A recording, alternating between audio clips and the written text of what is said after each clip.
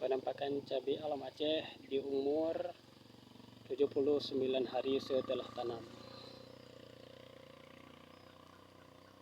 Ini udah saya petik 2 kali ya.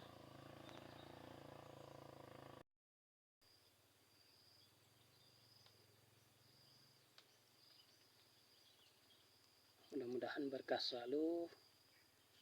Mungkin besok atau lusa akan saya petik lagi. Buahnya pun panjang-panjang ya.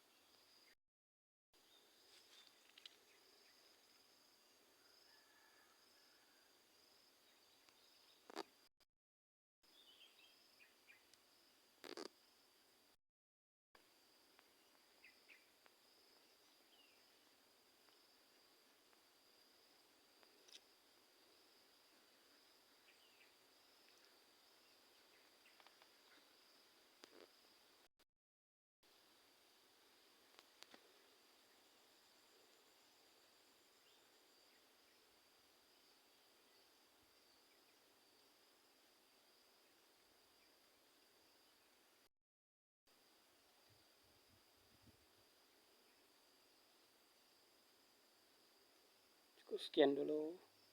Assalamualaikum warahmatullahi wabarakatuh.